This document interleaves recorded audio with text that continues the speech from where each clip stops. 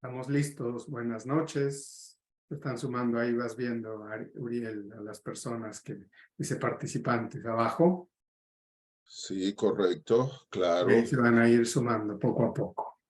Ok, perfecto.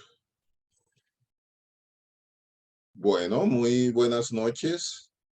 Bienvenidos a este webinar organizado por la Asociación Colombiana de Patología Dual. Mi nombre es Uriel Escobar y soy médico psiquiatra, presidente de la Asociación Colombiana de Patología Dual. La patología dual es una entidad en la cual hay una coexistencia de uno o varios trastornos mentales y además consumo de sustancias psicoactivas. Nosotros tenemos como ASO Dual un congreso que se va a realizar en la bellísima ciudad de Medellín, acá en Colombia, que va a ser los días 28, 29 y 30 de septiembre del 2023. Tenemos conferencistas, 14 conferencistas internacionales y 26 conferencistas nacionales. Tenemos conferencistas de España, que vienen 3 personas que nos van a acompañar, del Brasil, de México, de Estados Unidos, de Ecuador, de Perú. Un congreso que va. Podríamos decir que prácticamente de todos los países latinoamericanos y del Caribe vamos a tener una representación. Este congreso es el segundo congreso latinoamericano y del Caribe, y además es el 13º Congreso Internacional de Adicciones y el tercer Congreso Colombiano de Patología Dual. Nosotros mientras comienza el Congreso, vamos a hacer unos webinars pre-Congreso cada 3 semanas. Y en el día de hoy tenemos un webinar muy especial porque quien nos los va a dirigir es una persona de nuestros afectos. Nos acompañó en el primer Congreso Latinoamericano y del Caribe, y en este segundo Congreso también va a estar acompañándonos, así es que hemos establecido unas relaciones de afecto, pero unas relaciones de investigación muy importantes, muy interesantes. Lo hemos denominado determinantes sociales en trastornos mentales y en adicciones. Y nuestro invitado especial es José Luis Vázquez. Ustedes me permiten que yo pueda leer un poco acerca de un corto currículo.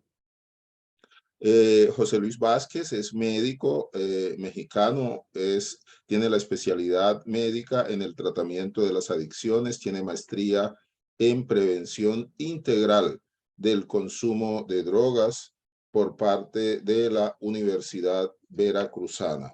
Además, desde 1912 colabora como especialista en la unidad de reducción de la demanda de drogas de la Comisión Interamericana para el Control del Abuso de Drogas, ICAD.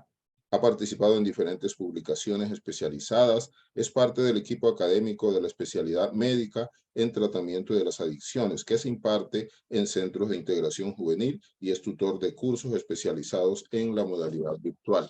Quiero darte los agradecimientos, doctor José Luis Vázquez, por aceptar la invitación para participar en este evento. Bienvenido. Pues muchísimas gracias, doctor Escobar, querido Uriel Escobar, muchas gracias por la oportunidad y también por esta,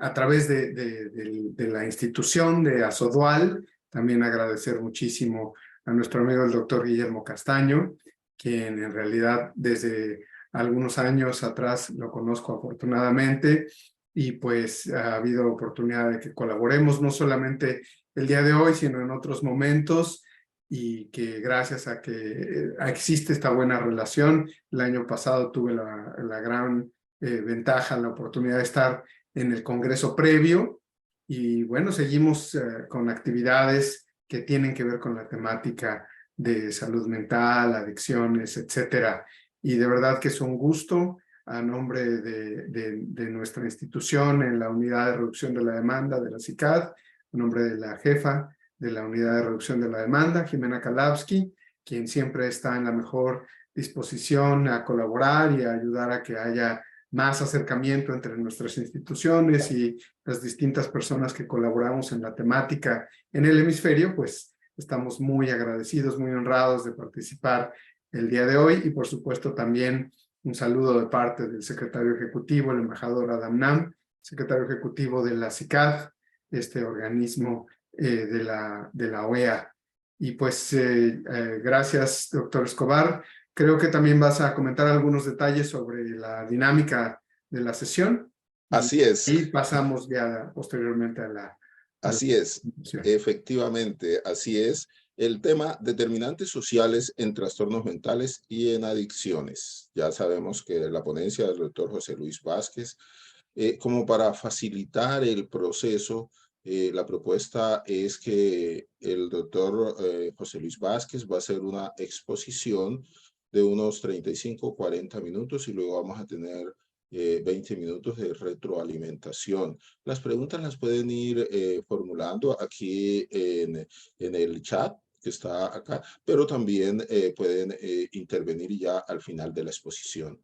Eso facilita, digamos así, el intercambio. Y también recuerde, como dice en la convocatoria, que las personas que están participando acá pueden tener una certificación de la institución de Azodual. Así es que, de nuevo, gracias, doctor José Luis Vázquez, y adelante. Pues muchísimas gracias de nuevo, doctor Escobar, y gracias a Azodual por esta oportunidad, por la participación. Aquí estamos el día de hoy. Ya saben que esta sesión está siendo grabada y también está siendo transmitida vía streaming o en vivo a través de YouTube para que su participación tomen en cuenta que es pública y que va a quedar grabada en esta sesión para la posteridad, para quienes gusten volver a revisar los contenidos posteriormente.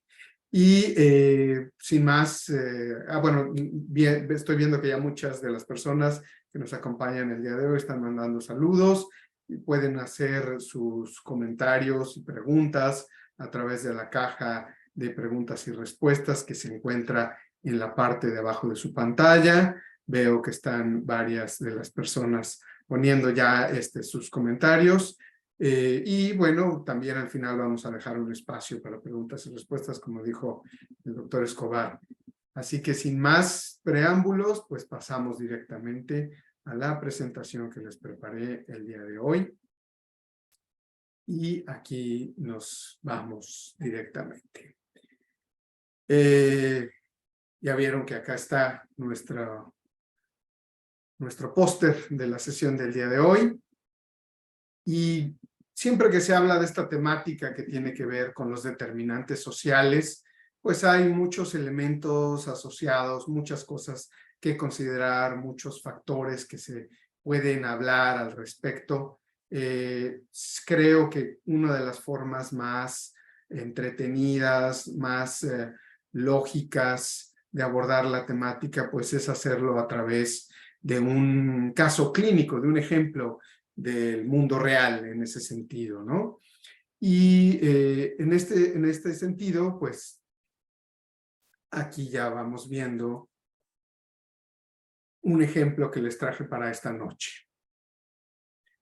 Se trata de una persona de género masculino que tiene 53 años de edad, que es casado, tiene una hija y 2 hijos, concluyó educación universitaria, fumó tabaco en la adolescencia, sin un patrón específico. Desde los 20 años ya no fuma, o sea, ya tiene alrededor de 30 años que no fuma tabaco, por motivos de que refiere que pues, le estorbaba este consumo por las actividades que desarrollaba deportivas, ¿no? Tiene un antecedente importante en términos de su salud mental, como síntomas de ansiedad, y presentó síntomas de ansiedad y alucinaciones por el consumo de cannabis a los 25 años de edad. Vamos a ir viendo qué impacto tiene todo esto. Actualmente ha sido diagnosticado con hipertensión, lo que la clasificación internacional de enfermedades le otorga el código diagnóstico BA00 o denominada hipertensión esencial. Vean cómo se va configurando la complejidad de este caso, que pudiera ser una de las personas que muchos de nosotros vemos en el consultorio cuando llega alguien a solicitar nuestra ayuda directamente, ¿no?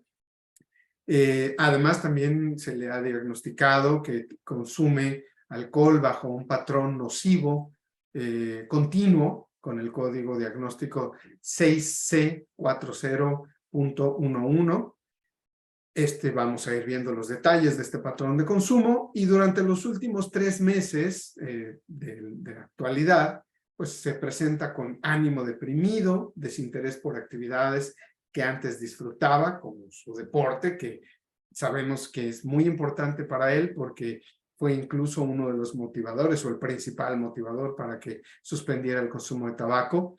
Y alrededor de los 30 años de edad tuvo antecedentes de algo parecido a lo que vive hoy en día en cuanto a esta sintomatología de ánimo deprimido, depresivo y de desinterés.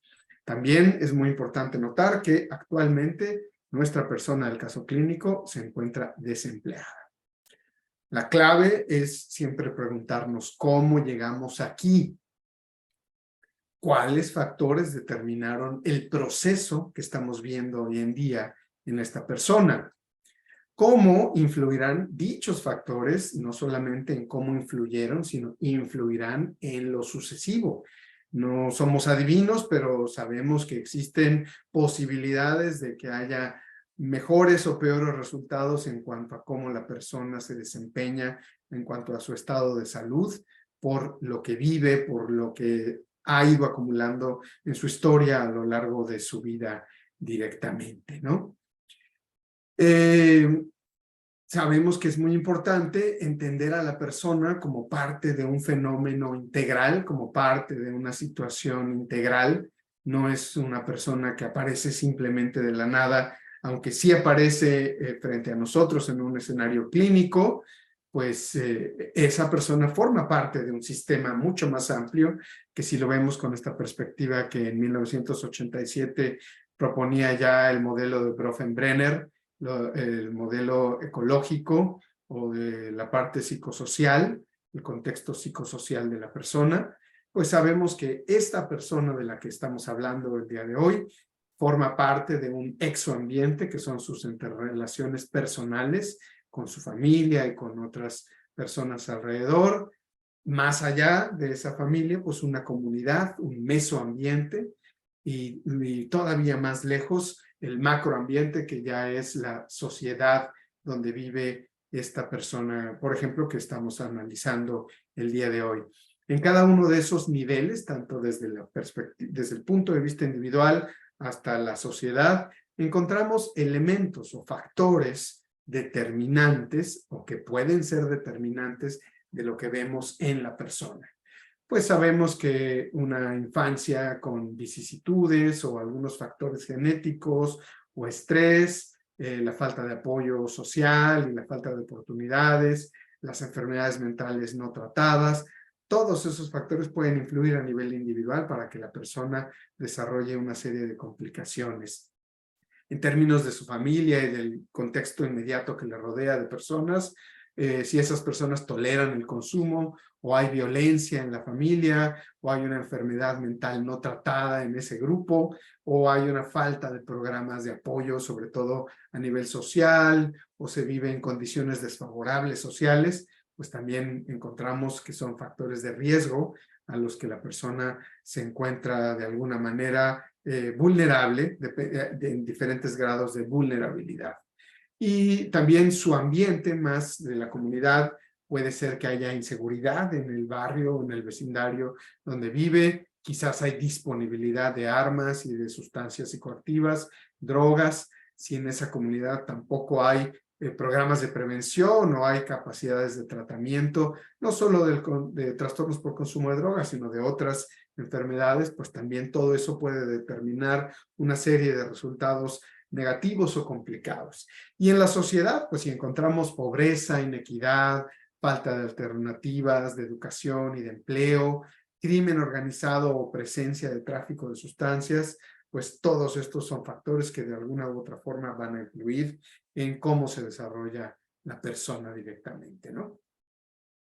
Volvemos entonces al caso clínico, donde resalto este patrón nocivo de alcohol, de uso de alcohol, patrón nocivo de uso de alcohol continuo, que es un patrón de uso continuo, diario o casi diario de alcohol, que ha causado daño a la salud física o mental de una persona. Todo esto es de acuerdo a la clasificación internacional de enfermedades, o que ha dado como resultado un comportamiento que puede dañar la salud de otras personas. Y aquí vemos claramente que esta persona tiene, por el tiempo en el que seguramente lleva consumiendo y por que empezamos a sospechar que alrededor del consumo de alcohol hay otros elementos, por ejemplo, su salud física afectada como elemento que vemos la hipertensión. Ahí sobresale la hipertensión como uno de los posibles efectos del consumo a largo plazo o crónico del alcohol. Pues ahí ya podemos hablar de este patrón nocivo de uso de alcohol. Es cierto que no les he dicho todavía cuándo comenzó a beber y por supuesto que para eso necesitamos hacer una historia clínica completa, pero aquí es para fines de un ejemplo de lo que estamos analizando el día de hoy. Y la clasificación internacional de enfermedades nos dice que para esta entidad clínica en particular, el daño a la salud de la persona ocurre debido a uno o varios de los siguientes aspectos: comportamiento relacionado con la intoxicación, efectos tóxicos directos o secundarios sobre los órganos y sistemas corporales, como lo que les explicaba o les comentaba de la hipertensión, y los efectos tóxicos también pueden estar influidos por la vía perjudicial de administración, ¿no? El daño a la salud de las demás personas incluye cualquier forma de daño físico, incluyendo los traumatismos o trastornos mentales que sean directamente atribuibles al comportamiento relacionado con la intoxicación por alcohol por parte de la persona a la que se le aplica este diagnóstico de patrón de uso nocivo de alcohol. Vamos a ir regresando en la historia de esta persona y nos vamos ahora cuando tenía 30 años, donde pues esta persona está casado, pero solamente tiene una hija en esta edad, en esta etapa de su vida.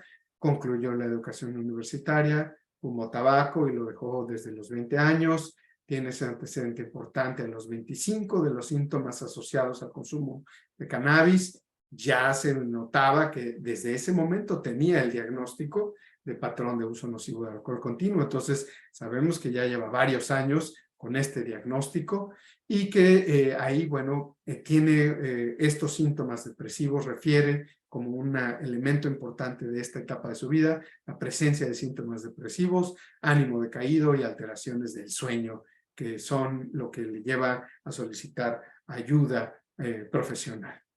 Regresamos todavía más atrás y encontramos cómo a los 25 años estos síntomas de ansiedad y alucinaciones por consumo de cannabis en una fiesta, pues se pueden diagnosticar bajo el código diagnóstico 6C41.0 como el episodio de uso nocivo de cannabis, que de acuerdo a la clasificación internacional de las enfermedades de la Organización Mundial de la Salud, pues se trata de un episodio de uso de cannabis que ha causado daños a la salud física o mental de una persona, que ha redundado en un comportamiento que conduce al daño a la salud de los demás, y en este caso es de la persona, porque ese consumo, aunque fue en ese momento puntual, en una fiesta, por eso es un episodio de uso nocivo, pues produjo sintomatología clínicamente significativa, como lo son en este caso ansiedad importante y alucinaciones, ¿no?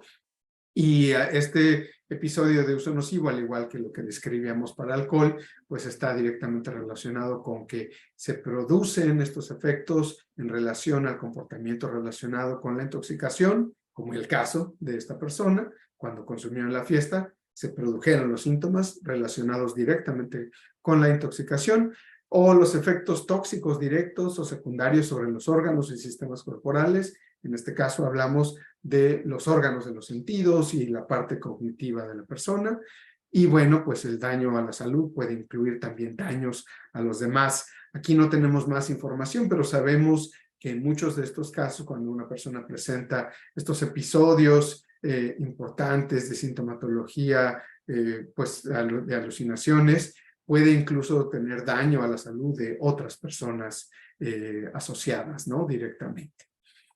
Por pues, traumatismos, riñas, una serie de cuestiones que se pueden presentar cuando una persona está bajo los efectos tóxicos de cannabis, que se puede notar como lo estamos viendo en este caso en particular. Nos regresamos antes a cuando a los 20 años, pues esta persona de género masculino era soltero, con dificultades de establecer relaciones de pareja, en proceso de regularización educativa hacia la universidad. Fumó tabaco durante la adolescencia, que para cuando tiene 20 años esta persona, pues todavía está cerca de la adolescencia, pero ya en ese momento lo suspendió el consumo por cuenta propia para mejorar su rendimiento deportivo y ya tiene consumo de alcohol. O sea que desde los 20 años, ante las preguntas que antes teníamos en cuanto a cuándo comenzó y cómo ha venido evolucionando este consumo de alcohol, pues por lo menos desde los 20 años ya hay un diagnóstico o una entidad diagnóstica que se puede sugerir, que en este caso es un código que yo les sugiero para que lo conozcamos mejor en la clasificación internacional de enfermedades, la edición 11, que es el QE10, consumo peligroso de alcohol. Y aquí en este caso se trata no de un trastorno por consumo, sino son de las condiciones de consumo peligroso. Particularmente esta entidad se trata de un patrón de consumo de alcohol que aumenta considerablemente el riesgo de consecuencias perjudiciales para la salud física o mental de la persona que consume o de otras personas, en una medida que justifica la atención y el asesoramiento de profesionales de la salud, como ustedes. Y a esta edad, pues la persona recibió ese diagnóstico porque fue a solicitar ayuda profesional en algún momento, ¿no? El aumento del riesgo en estos casos de QE10, el consumo peligroso de alcohol, el aumento del riesgo puede deberse a la frecuencia del consumo de alcohol, a la cantidad consumida en una ocasión determinada o a comportamientos de riesgo asociados con el consumo de alcohol o el contexto de uso o a una combinación de todos estos factores. El riesgo puede estar relacionado con los efectos a corto plazo del alcohol o con los efectos acumulativos a más largo plazo sobre la salud o el funcionamiento físico o mental.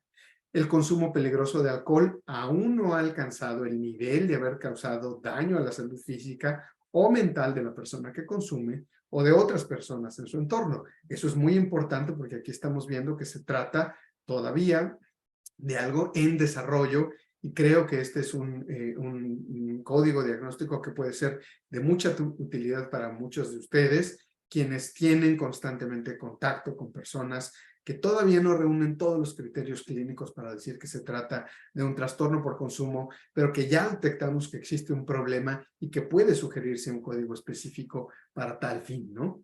Y el patrón de consumo de alcohol a menudo persiste a pesar de la conciencia de un mayor riesgo de daño a la persona que consume o a los terceros. Y aquí es muy importante identificar que el patrón de consumo no debe de ser explicado por un trastorno como tal. Ya cuando la persona tiene síntomas que constituyen un trastorno por consumo de alcohol, debemos utilizar esos otros códigos específicos. Nótese que se trata de una persona adulta, porque además, bueno, si fuera todavía una persona adolescente, pues las consideraciones debían ser diferentes, pero aquí ya estamos hablando de un consumo peligroso, que todavía no constituye un trastorno, pero que ya está presente y que ya se acompaña de otras sintomatologías como lo que estamos viendo acá o otras referencias clínicas importantes que está en proceso, por ejemplo, de regularización educativa hacia la universidad y que tiene dificultades de establecer relaciones de pareja. Vamos todavía más atrás y veamos ahora la vida de una fotografía del momento de la vida de esta persona de género masculino cuando tenía 9 años de edad, que no tiene contacto con su padre, son sus antecedentes. Si ustedes observan cómo los voy llevando en la historia, al pasado de la historia de esta persona, pues lo que estamos analizando es esto que les mostraba yo en el modelo de Bronfenbrenner, ¿no? Que rodea a la persona, pero no solamente en el momento actual, sino cómo ha sido este proceso a lo largo de su historia como tal. Esta persona es el tercero de los hijos y tiene 2 hermanas mayores. Nació y vivió a esa edad en condiciones socioeconómicas adversas que influyen en su desarrollo. Pudiéramos incluso calificar quizás como de pobreza alimentaria, donde la familia enfrenta complicaciones económicas, donde incluso en ocasiones no tienen suficiente dinero para satisfacer las necesidades básicas de alimentación, lo cual pues a la edad de 9 años para una persona puede representar serias complicaciones de impacto a largo plazo en su desarrollo cognitivo, individual, orgánico, personal, etcétera, ¿no? Muy importante destacar que diferentes personas en su familia consumen alcohol, tabaco e incluso otras drogas. Y en su momento se sabe que el personal docente de las escuelas donde estuvo presente refirió que presenta o presentó dificultades de socialización y problemas de conducta. Entonces vemos ahí una serie de factores que ya nos apuntan hacia lo que nosotros podemos empezar a considerar como estos elementos que son los determinantes sociales de la salud, para este caso en particular. Los determinantes sociales de la salud son circunstancias en las que la persona o las personas crecen, viven, trabajan y envejecen, y también corresponden a las características de los sistemas que se utilizan para atender las enfermedades. Los daños y riesgos a la salud se asocian a condiciones no estrictamente vinculadas al estado de salud. En las políticas sanitarias ha predominado en el mundo la atención curativa de las enfermedades, en muchos casos sin incorporar adecuadamente intervenciones sobre las causas de las causas.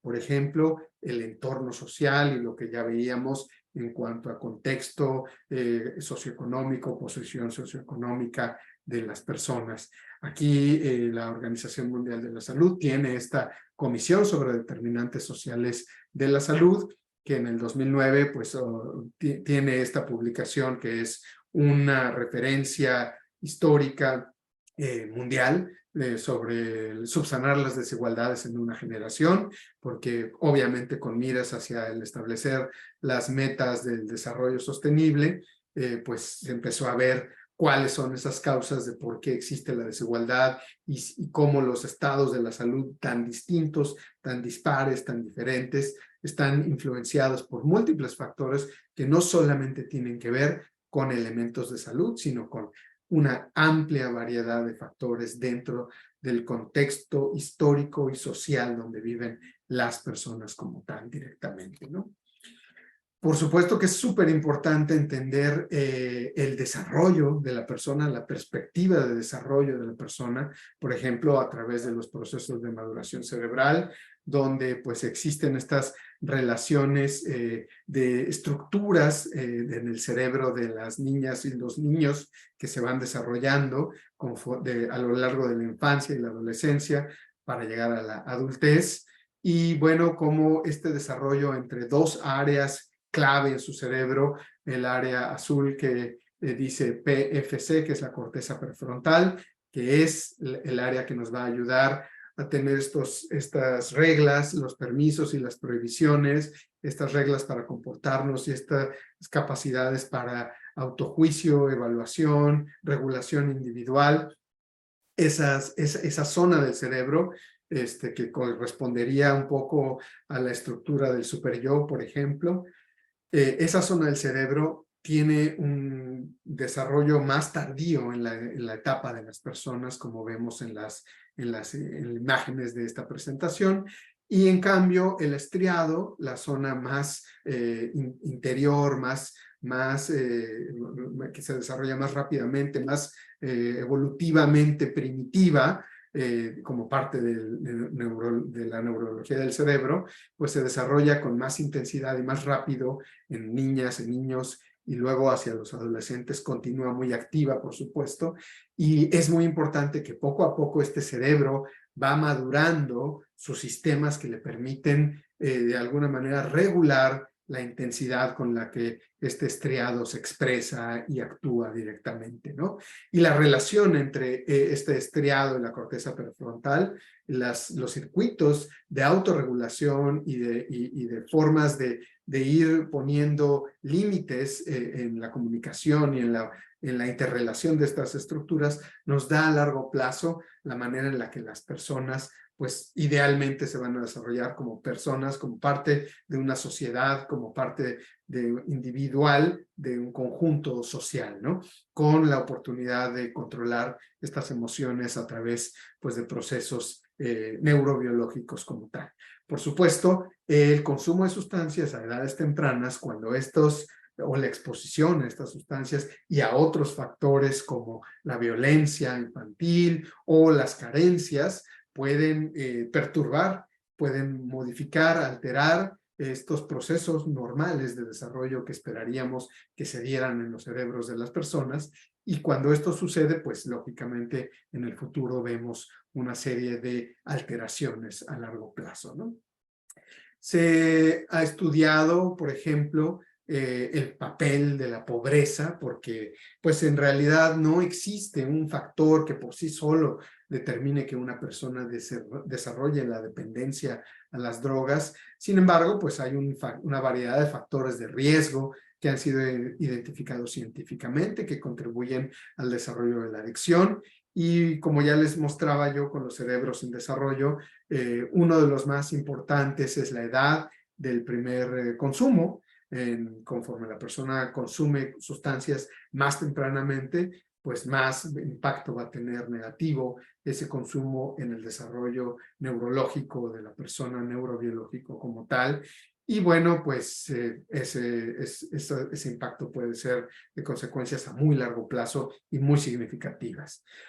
Por lo mismo, sobre todo gracias al impulso de la doctora Nora Volkow, pues se ha hecho una evaluación, un estudio muy minucioso de estos procesos de desarrollo neurobiológico, ya no solamente en algunas personas, sino involucrando cientos o hasta miles de muestras de personas de estos procesos de desarrollo. Se ha seguido el desarrollo neurobiológico de las personas durante varios años en este estudio que se conoce como el estudio ABCD del cerebro, que está patrocinado acá en Estados Unidos, sobre todo por los Institutos Nacionales de Salud, y que la doctora Volkow, la directora del Instituto Nacional de Abuso de Drogas acá en Estados Unidos, pues le ha puesto especial énfasis porque lógicamente aporta muchísima información fundamental para entender cuál es el papel de este consumo de sustancias a largo plazo en el impacto del desarrollo de las personas. Entonces, específicamente esta publicación del 2021 que está solamente disponible en inglés, pero yo les traigo hoy una imagen para que ustedes la vean y vaya a hacer algunos comentarios sobre eso. Esta publicación del 2021 evaluó el papel de la pobreza a través de varios factores socioeconómicos, entendiéndola o asignándole como variables varios factores socioeconómicos. Y esta pobreza se ha relacionado con un peor rendimiento cognitivo y una reducción de volúmenes cerebrales corticales en los niños, o sea, las estructuras encargadas de ayudar a un buen funcionamiento entre la comunicación y entre la regulación de las distintas estructuras cerebrales. Pues sabemos que, por ejemplo, la pobreza es un factor que influye negativamente, produciendo peor rendimiento cognitivo y menor volumen cerebral de esas estructuras que van a permitir un adecuado funcionamiento del cerebro de las niñas y los niños, ¿no? Cuando ya se estudiaron desde esta perspectiva con miles de datos de diferentes momentos, no es solamente una imagen, sino varias que se han seguido durante largos años de estudio, en este estudio conjunto de cohorte que se llama ABCD, pues se estudiaron datos transversales para asociar varios factores socioeconómicos y demográficos, la morfometría cerebral, o sea, los tamaños, la cognición y si esto es reproducible o no en muestras independientes de 3,892 niños. O sea, ya no estamos hablando de unos cuantos, sino de muchos niños que son estudiados en diferentes partes o que tienen antecedentes de familias de diferentes partes del mundo, ¿no? Y entre los factores socioeconómicos, el ingreso familiar explicó mejor las diferencias individuales en los puntajes de las pruebas cognitivas en cuanto a un menor volumen cortical o un menor grosor también de la corteza cerebral. También otros factores socioeconómicos importantes influyeron, pero bueno, pues estos resultados sugieren que la falta de estimulación de apoyo o la falta de estimulación educativa en niñas y niños de familias de bajos ingresos puede ser que impulse un menor volumen de estructuras cerebrales y un menor grosor de esas estructuras cerebrales, o sea, donde vive y donde nace una persona, si hay menor ingreso familiar, sí su cerebro va a ser diferente al que vemos o podemos ver en personas de otros estratos socioeconómicos donde no hay esos niveles de ingreso familiar disminuidos, ¿no?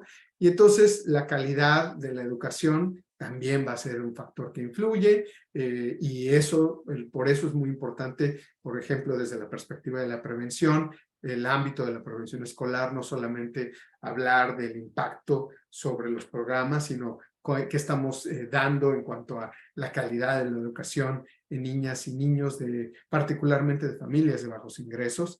Y si nos enfocamos más en esos grupos de mayor vulnerabilidad, seguramente los resultados que veremos a largo plazo serán todavía de mayor impacto como tal. Después, la Organización Mundial de la Salud tiene otras publicaciones a través de su Comisión de Determinantes Sociales de la Organización Mundial de la Salud.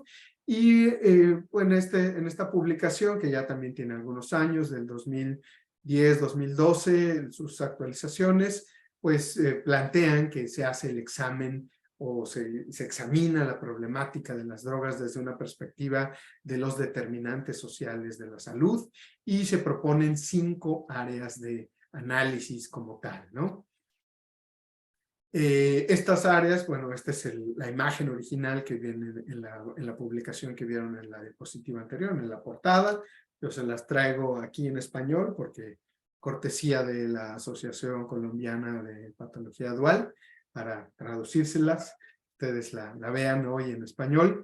Y bueno, este marco analítico de las condiciones prioritarias de la salud pública, pues se enfoca, por supuesto, en los determinantes sociales, en las 5 áreas de análisis: el contexto y la posición socioeconómica, la exposición diferencial a los factores de riesgo, la vulnerabilidad diferencial a los riesgos, los resultados diferenciales de atención a la salud y las variaciones en las consecuencias sociales. Por supuesto, todo esto viene desde un nivel, igual que veíamos al principio con el modelo ecológico de Bronfenbrenner, con un nivel que va mucho más allá del individuo y poco a poco nos lleva hacia lo más interno, hacia lo más íntimo de la persona, y vemos cómo hay factores en todos los niveles de la vida de la persona que nos explican por qué, como en el caso clínico que les mencionaba yo al principio de mi presentación, por qué estamos viendo lo que estamos viendo, por qué esta persona sí fue más vulnerable a presentar esta serie de factores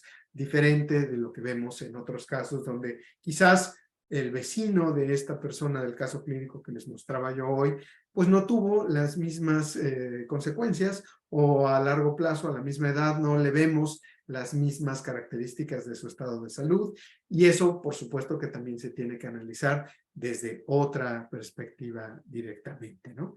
Esta misma publicación que les muestro de la Organización Mundial de la Salud aplica el marco analítico de los determinantes sociales, por ejemplo, para los problemas por consumo de alcohol, y lo señala estos problemas por consumo de alcohol en los países como una prioridad de salud pública, y nos dice que aunque nosotros entendemos y vemos a la persona que está frente a nosotros como un diagnóstico clínico que se entiende por criterios clínicos muy bien caracterizados y específicos, y que podemos incluso hasta calificar con los instrumentos adecuados, pues en realidad esto va mucho más allá de la persona. Tenemos que pensar en el contexto y la posición socioeconómica donde esa persona está, cuál es el grado de producción de alcohol, la distribución, si está regulado o no,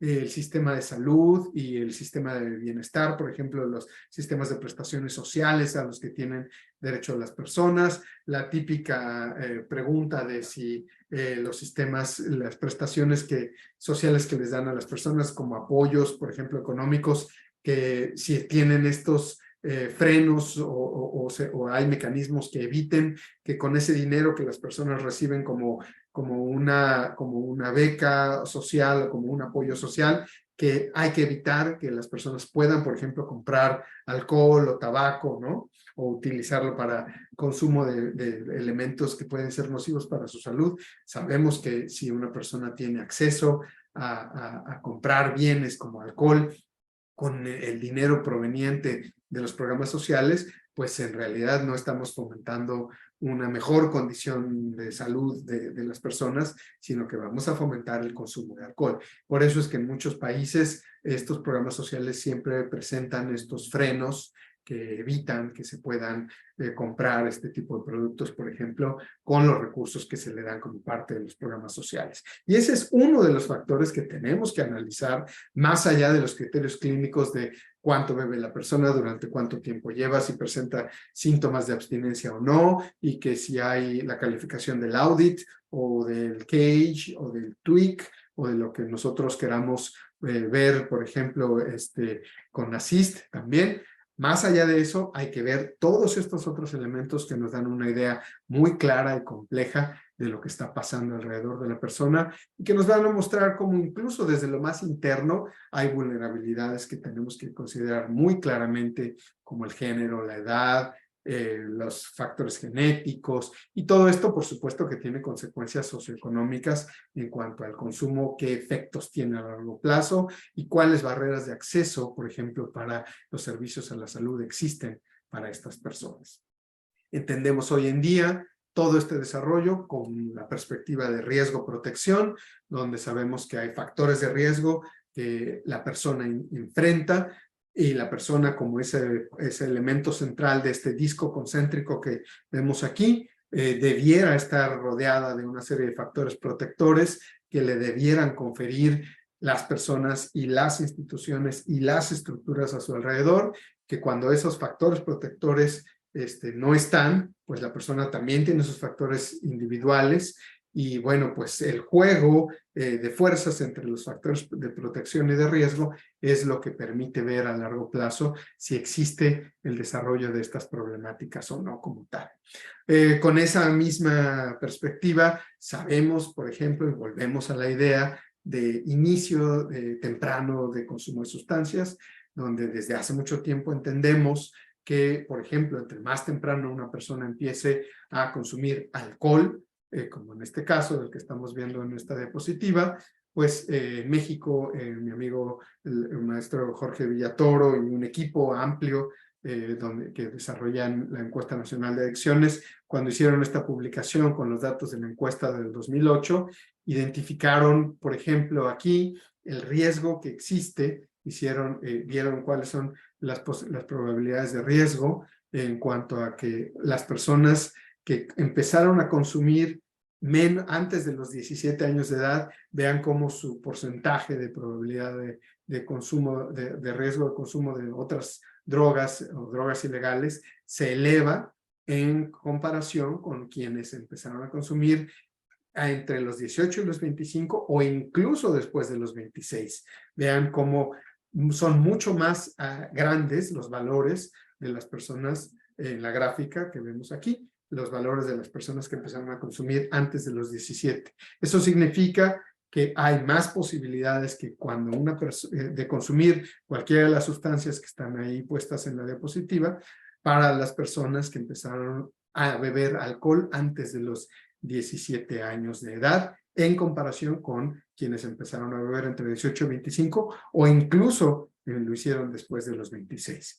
Y esto mismo lo observamos para quienes empezaron a fumar antes de los 17 o entre los 18 y los 25 o después de los 26. El nivel de riesgo, la proporción, la cantidad de riesgo de consumir otras drogas es mucho mayor si la persona empezó a consumir tabaco antes de los 17 años de edad. Y ahí es donde nos tenemos que preguntar determinantes sociales, por ejemplo, papás, mamás, abuelitas, abuelitos que le piden a los niños, a los adolescentes que compren los cigarros o que les prendan los cigarros también. Eso se ve todavía en varios de nuestros países. ¿A qué edad le pidieron eso a las niñas o a los niños? Y cómo eso puede en algún momento incrementar el riesgo directamente asociado como tal, ¿no? Y volviendo al caso clínico, pues vemos cómo hay muchos de todos estos factores que pueden estar asociados a lo que entendemos hoy en día, pero que no solamente tenemos que mirar hacia atrás para entender por qué esta persona de género masculino a sus 53 años presenta todas estas situaciones en cuanto a su estado de salud. ¿Qué vamos a hacer nosotros con respecto a tratar de ayudarle para mejorar? Porque el tratamiento se trata de eso y ayudarle a la persona también a prevenir un mayor daño. A esta edad también se puede todavía, y en estas etapas de esta persona que estamos observando aquí, también de estas etapas de su desarrollo, de los problemas clínicos que nos presenta, se pueden prevenir complicaciones todavía. Mucha gente piensa que la prevención, si no se hace en la infancia, ya no se hizo. No es así. Siempre podemos prevenir más consecuencias y más riesgos, más problemas, pero también es necesario atender lo que la persona tiene aquí. Y bueno, si miramos hacia el futuro, en este caso a los 63, pues lamentablemente las condiciones en las que vive esta persona en su vida, y bueno, ya no solamente su familia es su hija, 2 hijos, también ahora ya hay una nieta y un nieto, continúa la hipertensión sin un buen control porque pues no tiene la capacidad económica para pagarse su atención médica. Los síntomas depresivos se han intensificado y desafortunadamente sigue desempleado. Sus hijos son quienes realmente le dan el apoyo y el sustento económico, y pues en realidad ahí es a donde podemos identificar que existen barreras en cuanto al acceso a la atención que esta persona pues requiere para continuar optimizando su estado de salud como tal. Entonces, esta es una mirada aplicada que yo les traigo el día de hoy. Esta es una forma de compartir con ustedes para mí el día de hoy lo que parte de lo que podemos entender. Por supuesto, no he entrado a todos los detalles e incluso no entré a los elementos clave, por ejemplo, de los síntomas depresivos de la persona, porque lógicamente nos llevaría mucho más tiempo hablar incluso de patrones genéticos y de otra serie de factores que hoy en día ya están muy estudiados y sabemos que existen, o de las relaciones, por ejemplo, de las enfermedades orgánicas, como sabemos que los elementos, las enfermedades cardiovasculares tienen una relación con los trastornos, por ejemplo, de depresión, y que tiene esto que ver con los receptores, por ejemplo, a histamina, a serotonina, los 5-HT, los receptores a serotonina, que también están presentes en factores clave en las células hematológicas de las personas, como las plaquetas. No solamente sirven a nivel de serotonina en el cerebro, sino que sabemos que lo que siempre hemos sospechado, nuestro cuerpo está mucho más conectado, los sistemas en nuestro cuerpo están mucho más conectados de lo que nosotros quisiéramos para entenderlo y para clasificarlo en nuestros libros de entender el fenómeno de la salud. Así que por eso es fundamental siempre dar una mirada integral, integradora, que nos permita ver y entender a la persona como parte de un contexto, más allá del elemento diagnóstico, que por supuesto que es fundamental siempre considerarlo. Por eso, pues a mí me gustaba mucho este sistema multiaxial que antes se utilizaba como parte del DSM, donde no solamente era el diagnóstico en el eje 3, sino los otros ejes que nos ayudaban a entender y a siempre tener presente que esa persona es mucho más allá del código que yo tengo que poner en el expediente o en la intervención que estamos llevando a cabo. Y bueno, pues estamos ahora abiertos a la sesión de preguntas y respuestas. Veo también ahí 13 preguntas y respuestas, doctor Uriel. Sí, Y cla- bueno, pues también si cla- alguien quiere también hacer alguna intervención de viva voz, en algún momento les podemos abrir el micrófono. No vamos a tener mucho más tiempo, sobre todo porque, bueno, no queremos abusar del tiempo de ustedes y queremos hacer esto lo más dinámico posible, pero adelante, doctor Uriel, con la cla- lectura de las preguntas. claro, claro que sí, doctor Vázquez. Me parece que la exposición que usted hizo muy didáctica y me sirve a mí para mis exposiciones. Usted tomó un caso clínico y cómo lo ha ido desglosando desde la edad actual hasta que finalmente los inicios de esta persona que constituye el caso clínico. Y además eso permite que de una manera muy práctica y además de una manera muy didáctica usted ha transmitido esta información tan importante en lo que tiene que ver con los determinantes sociales en trastornos mentales y adicciones. Bueno, tenemos 10 minutos. Lo primero que le quiero compartir, doctor Vázquez, es que Andrés García, desde la ciudad de Cartago, acá en Colombia, le envía un saludo muy especial. Él estuvo con nosotros, fue uno de los ponentes en el primer Congreso Latinoamericano y del Caribe de Patología Dual y además es una persona muy resiliente a quien admiro muchísimo. Así es que un cordial saludo le envía él a usted y por supuesto nosotros también a Andrés le enviamos un saludo muy especial. Julián Castaño, un gran amigo que en este momento coordina una organización, la OLPRAT, que está dedicada a nivel de Latinoamérica para la prevención y la intervención en el consumo de sustancias psicoactivas. También le envía un saludo muy especial y él hace un comentario. Estoy de acuerdo con Julián y dice, nunca vi una ponencia tan concreta y tan directa. Muchas gracias, Julián. La doctora Olga Lucía Murillo, ella es parte de Azodual, estuvo también con nosotros desde la ciudad de Medellín, nos dice lo siguiente, una pregunta bien interesante, José Luis, y yo también me gustaría escuchar qué piensas al respecto. Nos dice lo siguiente, teniendo en cuenta la correlación neurobiológica que hace entre el nivel de pobreza y la cognición en la niñez, se podría inferir que una mejoría de estos determinantes sociales en la adolescencia podría mejorar su plasticidad neuronal y por tanto mejorar esta condición. Muchas gracias por la pregunta. Yo creo que lo que pasa es que estamos entendiendo mejor este factor de riesgo. Sabemos que no es el único, se intuiría, sería una inferencia decir que sí, algo mejoraría, pero también entendemos que, por ejemplo, lo que tiene que ver con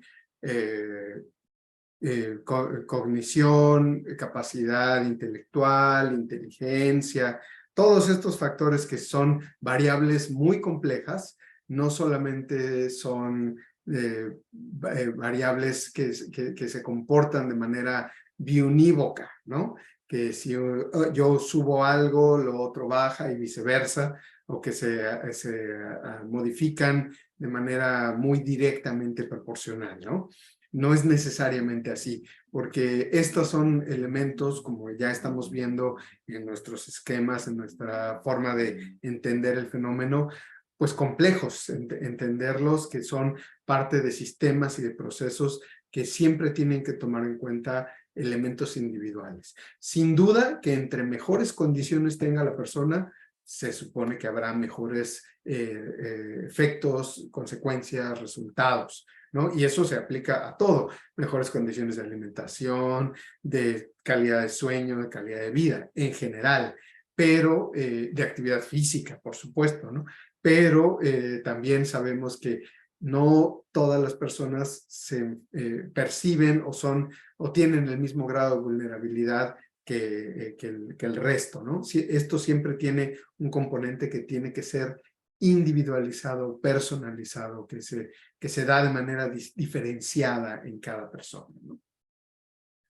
Muy bien, muchas gracias. Mildred Leonel nos dice, ¿qué costo tiene el certificado relacionado con el trabajo de esta noche? No, esto es totalmente gratuito. Keira Afu nos dice, 2 padres con policonsumo dejan de consumir por buscar a Dios. Alguno de sus hijos desarrollarán esquizofrenia. Nos hace un saludo desde Panamá. Bueno, si tú me permites, yo podría también decir algunas cortas palabras, por Adelante, supuesto, como psiquiatra. adelante. La esquizofrenia se ha encontrado que tiene un componente genético muy importante, pero no podríamos nosotros decir que 2 padres consumidores necesariamente van a tener un hijo que padece un trastorno esquizofrénico. Pero lo que sí se ha encontrado es que para Keira, pues desde Panamá, lo que sí se ha encontrado es que si los 2 padres son consumidores de cualquier sustancia, eso es un factor de riesgo muy importante para que sus hijos puedan desarrollar algún tipo de trastorno adictivo. De hecho, cuando nosotros hacemos la anamnesis, llamamos acá en Colombia la anamnesis, que es la historia clínica, siempre preguntamos acerca de los antecedentes de la familia, que son muy importantes. No solamente la parte genética, sino también la parte de los determinantes sociales a los cuales hacía referencia el doctor Vázquez, porque por supuesto son niños que se han levantado y los padres son figuras de identificación de los chicos que se han levantado viendo, consumiendo sustancias a sus padres. Entonces, ese es un determinante muy importante y es un factor de riesgo. Así es que adelante, doctor Vázquez. Pues sí, efectivamente es un factor de riesgo. Ahora, también esquizofrenia como tal, acuérdense que es una entidad clínica que tiene múltiples factores. De hecho, siempre en términos de las enfermedades, pues entendemos que la etiología, las causas, el origen, no es de único elemento, no, como ya dijimos, no, por ejemplo, en los trastornos por consumo de sustancias y en los trastornos mentales en general, no existe un factor que por sí solo sea lo único que lo determina. Sabemos que es la combinación de distintos niveles, la interacción a distintos niveles de factores de riesgo y de protección, lo que finalmente sobre algunas personas se expresa más o menos en cierta medida, y por eso es que al final vemos, como en este caso, pues algún ejemplo de entidades clínicas específicas como tal, ¿no? Ok, muy bien. Nos dice, si una persona, Marcelino Riascos, si una persona nunca ha bebido, vamos a ver aquí que están llegando muchas, qué bueno. Si una persona nunca ha bebido ni fumado en su adolescencia, pero sus padres sí lo hacían, ¿esto es hereditario?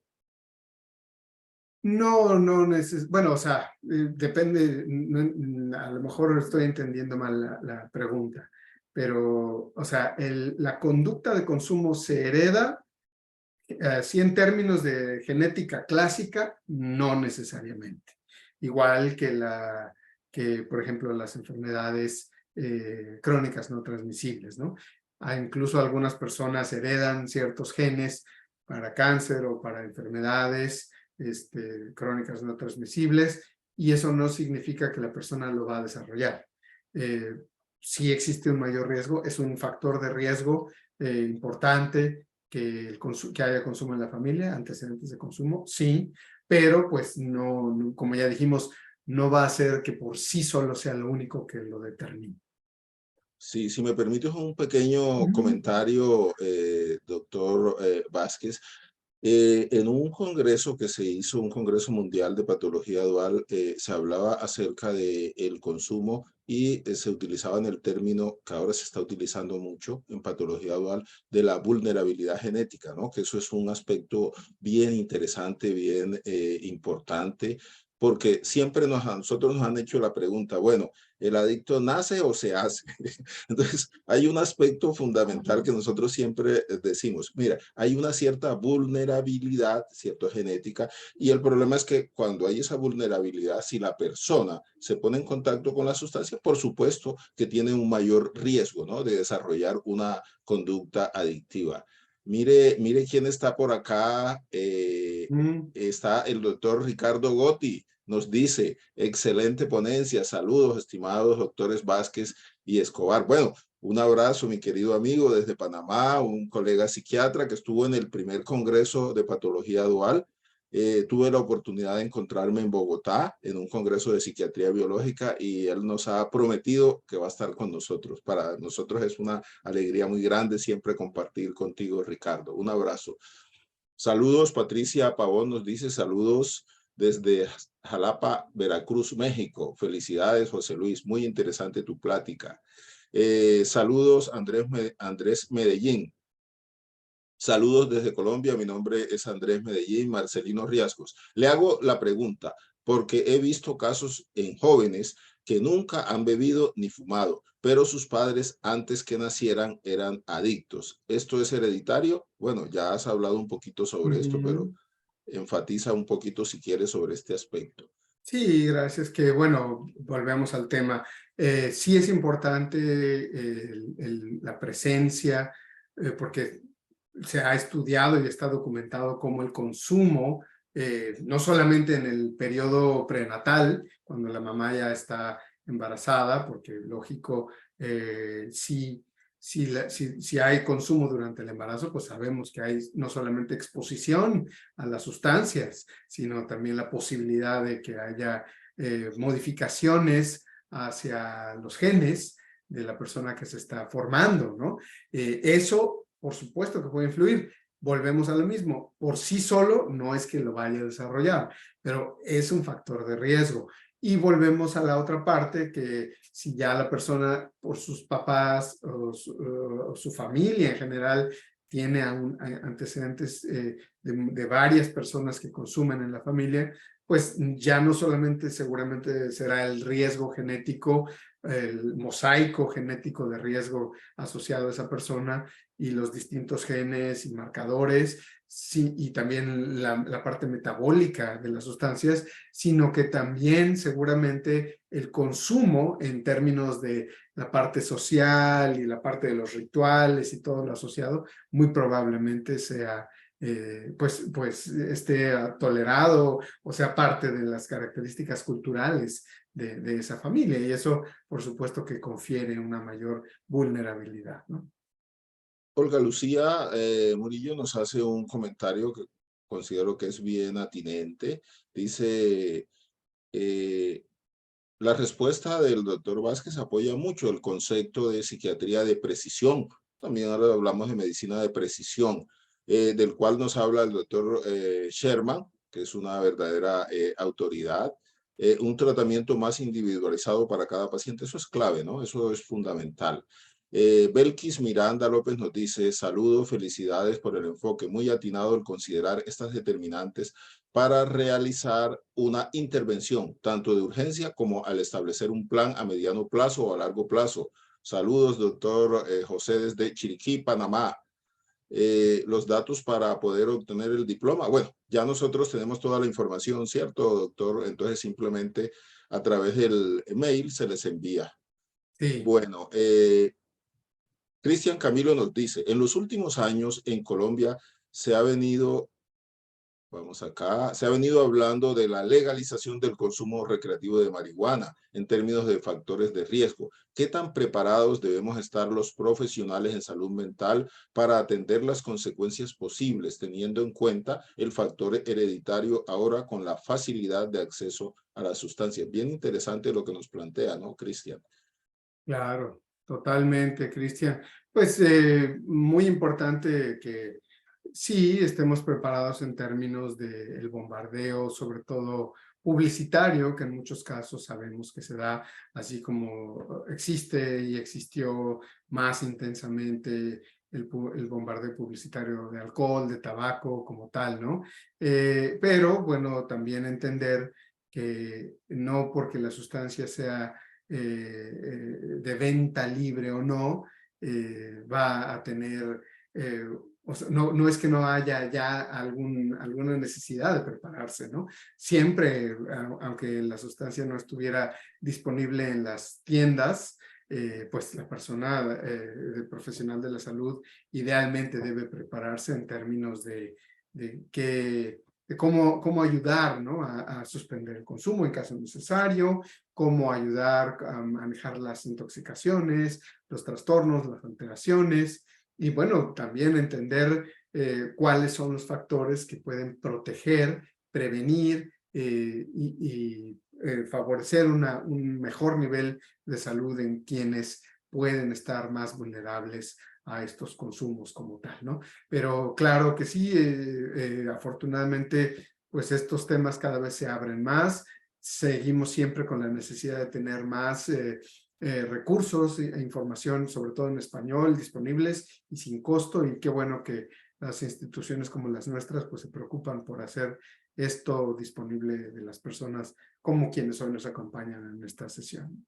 Pues te cuento, doctor José Luis, que estamos desbordados, ¿no? Por eso les voy a pedir a las personas que nos concedan 5 minutos y vamos, porque Sí, sí, sí. no vamos a dejar, por supuesto, aquí en el tintero, como decimos acá en Colombia, estas inquietudes. Dice acá Norma Costanza Laiseca. ¿Cuál es el pronóstico en la rehabilitación de un paciente con diagnóstico de esquizofrenia y antecedente personal de consumo? Esto es lo clásico de la patología dual. Se han hecho muchos estudios, Norma, y lo que se ha encontrado es que la persona que padece un trastorno mental grave, en ese caso esquizofrenia, y consume sustancia, el proceso, el pronóstico se empeora, ¿cierto? Porque tiene esos dos elementos. Ricardo Angulo nos dice, ¿qué tanto afecta y cuáles son las consecuencias cuando una persona tiene relaciones con su pareja y están bajo el efecto del alcohol? Bueno, ahí lo que sabemos es que las sustancias, contrario a lo que se vende en las películas y en la fantasía, las sustancias psicoactivas tienen un impacto negativo, sobre todo con el uso continuado en la sexualidad, en la función sexual, incluso, pues ya no digamos no solo en lo orgánico, que ustedes saben que hemodinámicamente pues una mejor salud cardiovascular es ideal para términos del desempeño sexual, sino que también en la parte emocional y demás, por supuesto que puede ser psicológica, psicoafectiva, puede ser complicada. Y ya no digamos que el riesgo asociado a, ¿no? Las personas que tienen actividad sexual o contacto sexual bajo un estado de intoxicación donde pues también la pérdida de la conciencia es a veces inminente, pues se enfrentan a riesgos importantes, ¿no? Relaciones sexuales o prácticas sexuales de riesgo y cosas por el estilo, ¿no? Que hay asociadas a toda esta parte. Pero bueno, el hecho es que hay que entender que existen niveles, ¿no? Porque pues, si una persona consume, por ejemplo, una copita de vino en el momento de las relaciones sexuales, pues habitualmente no va a haber mayor problema, sobre todo si esa persona está pues sana, saludable. Ahora, lo ideal sería que no lo hiciera, porque pues yo les digo que con y sin vino, la persona podría desempeñarse sexualmente hablando, ¿no? Y es que no es que se necesite, pero bueno, pues la cultura, la sociedad, las expectativas nos han dado a entender que esto es parte del deber ser de nuestro desempeño sexual y de nuestra actividad sexual. Sin embargo, bueno, pues sabemos que si no están presentes las sustancias, por supuesto que se puede llevar a cabo en las condiciones ideales. O sea, depende mucho de cuáles sean las condiciones y las características bajo las cuales suceden. Si se trata de un caso serio, importante, donde incluso pues la experiencia es de pérdida de conciencia y demás, como lamentablemente se da en ciertas prácticas sexuales de riesgo acá en Estados Unidos y en otros países, pues eso es muy riesgoso, ¿no? Pero si la persona no consume bajo un patrón nocivo y lo hace como parte de su consumo, como parte de su ritual social y bueno, no está teniendo un impacto negativo en su salud, no se aconseja, porque, insisto, no es necesario y nunca lo vamos a aconsejar como, mire, usted tómese tanto, porque no es como parte de eso. Y ya no digamos el cliché que existe, ¿no? De el cigarrito después de, como típicamente sucede en las películas, y que es un recurso cinematográfico siempre muy útil para mostrarnos para no mostrarnos la escena explícitamente y mostrarnos a la pareja en el después de, donde ya están fumando, ¿no? Y eso es como la manera de cinematográficamente utilizar el discurso. Son los clichés que se han formado culturalmente hablando, pero en realidad el consumo no debería de estar asociado a la actividad sexual e incluso puede tener un efecto nocivo o negativo a largo plazo. Ya Ciris Coronel nos dice, hace una pregunta muy interesante que yo creo que se demoraría casi un programa para responderla. ¿Cómo prevenir en edades tempranas la drogadicción desde la escuela? La base fundamental es la educación, ¿no? ¿Educación a quién? Al niño o al adolescente, a los docentes y a los padres, ¿cierto? Entonces, eso es el proceso fundamental. Yo pienso que CICAT está trabajando mucho en eso. Y esto que nosotros estamos haciendo es precisamente educación para tratar de prevenir, y yo creo que las estrategias tienen que ser de promoción, pero también de la prevención de grupos de riesgo. Julián Rodríguez nos dice, muy interesante el tema y el abordaje desde la visión de los determinantes y la relevancia de las intervenciones públicas para su impacto. Qué excelente ponencia. Muchas gracias. Dice Vanessa Arce, si el antecedente genético es solo por parte del padre. No, no necesariamente. Puede ser, acuérdense que hoy en día conocemos lo que son la carga genética y la epigenética también. Y bueno, sabemos que hay muchos elementos asociados a genes que se heredan por ambas ramas, paterna y materna, pero que son cosas que vienen en la historia genética de esa familia desde hace muchos años. Yo creo que no podemos hoy en día, con todo lo que sabemos sobre cuestiones genéticas, no podemos decir, es que fue el abuelo tal, porque no, o sea, no estamos hablando de responsabilidades ni de culpas, sino que estamos hablando de elementos de riesgo genético que se deben evaluar en ese sentido. Y volvemos a lo mismo, e incluso en casos donde hay algunas personas que tienen esta presencia de elementos genéticos, no necesariamente se van a desarrollar los problemas.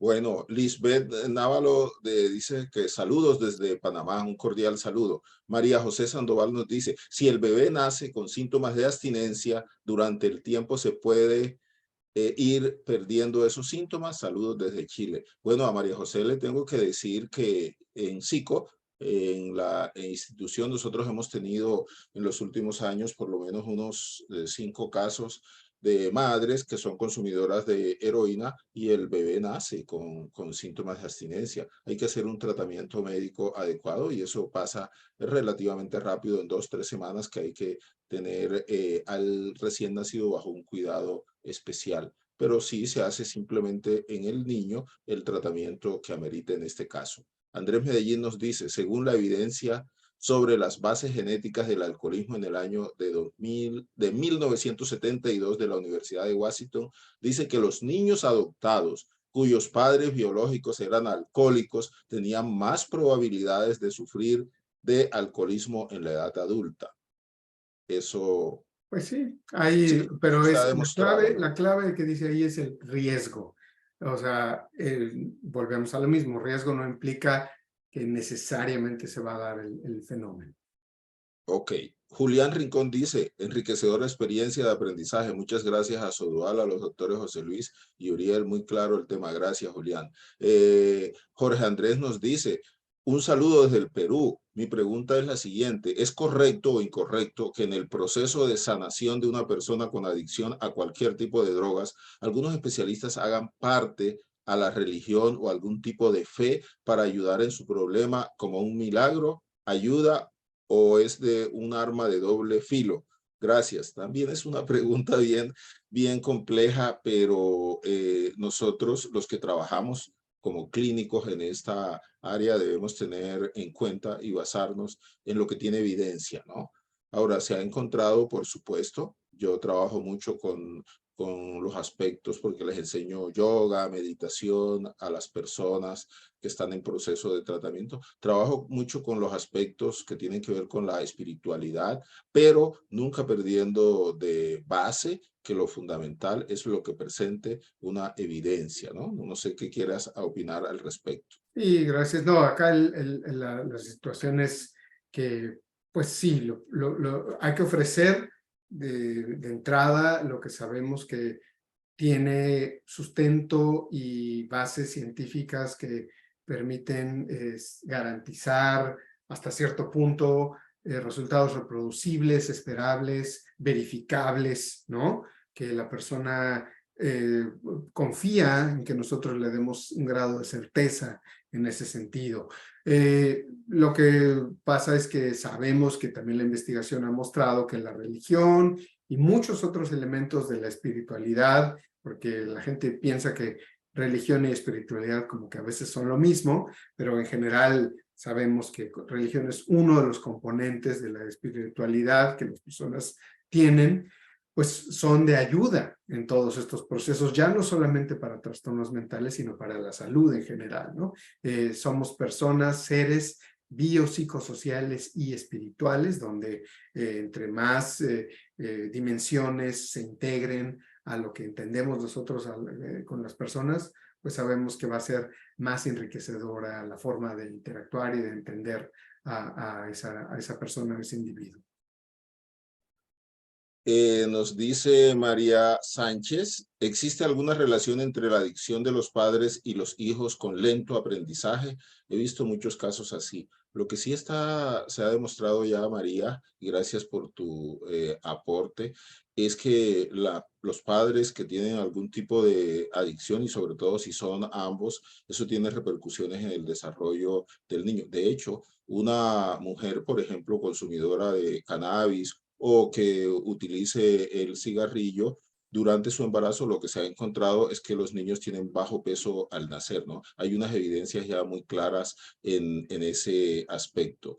Dice Miguel Ángel Hinojosa desde el Perú que saludos muy especiales. Aaron Pérez nos dice vulnerabilidad por sexo. ¿En qué sexo es más común? Porque cada vez hay más mujeres y parece que van a la par. Bueno, acá hombres y mujeres están de alguna manera vulnerables, pero sabemos que sobre todo el Informe Mundial sobre Drogas a nivel pues, internacional muestra que de las personas que empiezan a consumir, que nunca han consumido y de pronto empiezan a consumir, si los separamos por hombres y mujeres y los seguimos durante un tiempo, las mujeres van a desarrollar más rápidamente los trastornos por consumo que los hombres. No entendemos del todo por qué se da este fenómeno de telescopaje o de este fenómeno telescópico, se le ha denominado así hoy en día, pero el hecho es que estadísticamente se expande más rápido, se presenta más rápidamente mujeres con estos trastornos y creemos que los determinantes tienen un papel fundamental porque pues lamentablemente las mujeres socialmente hablando viven en condiciones más desventajosas en general que los hombres, sobre todo socialmente por lo que se espera de las mujeres, sus papeles en cuidados, sus papeles como madres y el estigma que se les asigna o con el que se carga a las personas cuando consumen, ¿no? Como tal.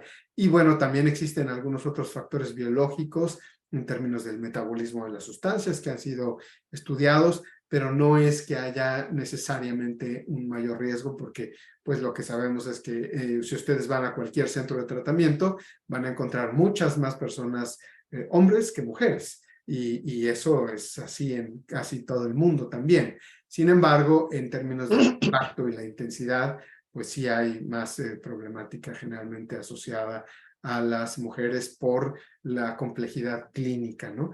No es que sea fácil, no es que podamos decir con toda claridad son más mujeres que hombres, parece que van más al alza o van a la par, porque antes no se registraba tanto, o porque efectivamente ese consumo sí se va incrementando. Sí hay datos que muestran ese incremento, pero no es que sea más en uno o en otro. Siempre depende mucho del factor de riesgo del que estamos hablando. Una cosa es el desarrollar el trastorno, otra cosa es el iniciar el consumo, que son elementos diferentes, ¿no? No necesariamente es que ya podamos hablar de que las personas desarrollaron un trastorno y esas personas, la mayoría son mujeres. Pero sí vemos que en términos estadísticos hay cada vez más niveles de consumo en algunas mujeres, sobre todo mujeres jóvenes. Bien, Beatriz Villegas nos dice, doctor José Luis, qué bueno verlo y disfrutar de su claridad en el tema. He adquirido conceptos y aclarado dudas. Gracias por la invitación. Gracias. Gracias a ti.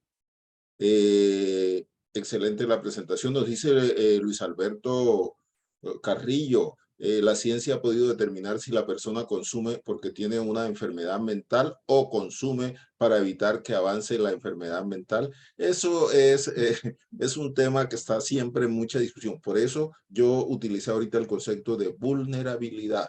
Se ha encontrado, y eso se ha estudiado bastante, se ha encontrado que hay unos puntos de conexión, digamos así, genética y neurobiológica para el desarrollo, tanto del trastorno mental como para de los trastornos adictivos. Rodolfo David González nos dice, el consumo de sustancias psicoactivas en adolescentes diagnosticados con TDAH podría desarrollar otro trastorno. Esto es bien interesante, Rodolfo. ¿Sabes qué se ha encontrado? Que las personas, por ejemplo, que tienen un trastorno por déficit de atención, que no reciben algún tipo de tratamiento, no solamente farmacológico, ¿no? Sino un tipo de tratamiento, entonces tienen una mayor proclividad a desarrollar algún tipo de trastornos adictivos. Bueno, hemos llegado ya al final. José Luis, yo estoy muy contento por tantas intervenciones que hemos tenido de este tema que desarrollamos en el día de hoy, determinantes sociales en trastornos mentales y en adicciones, organizado por la Asociación Colombiana de Patología Dual, ASODUAL. Les recuerdo que nosotros vamos a tener cada 3 semanas un webinar de estas características y esto como previo al segundo Congreso Latinoamericano y del Caribe, al 13º Congreso Internacional de Adicciones y al tercer Congreso Colombiano de Patología Dual. Se va a desarrollar este congreso en la hermosa ciudad de Medellín, Colombia, los días 28, 29 y 30 de septiembre. Nuestro amigo José Luis Vázquez va a ser uno de los invitados especiales. Quiero agradecerte haber aceptado la invitación para participar en este programa. Muchísimas gracias y un gran abrazo desde Colombia. Muchísimas gracias, doctor Escobar, y por supuesto que un honor, sobre todo gracias por haber sugerido que tuviéramos este evento el día de hoy, y qué bueno que ustedes están constantemente trabajando con estas temáticas, siempre en contacto con la gente interesada, y ojalá que el evento sea todo un éxito y seguimos trabajando en conjunto. Gracias a todas las personas que se conectaron y pues estamos nuevamente en comunicación. Gracias a todos quienes siguen mandando mensajes, y como ya dijo el doctor Escobar, ASODUAL les va a mandar por correo electrónico, así como se registraron ahora para el webinar y les llegó el correo de Zoom con sus datos, les va a llegar un correo con la constancia o el certificado de asistencia. Nos mantenemos en comunicación, que estén muy bien. Buenas noches. Hasta luego. Hasta luego.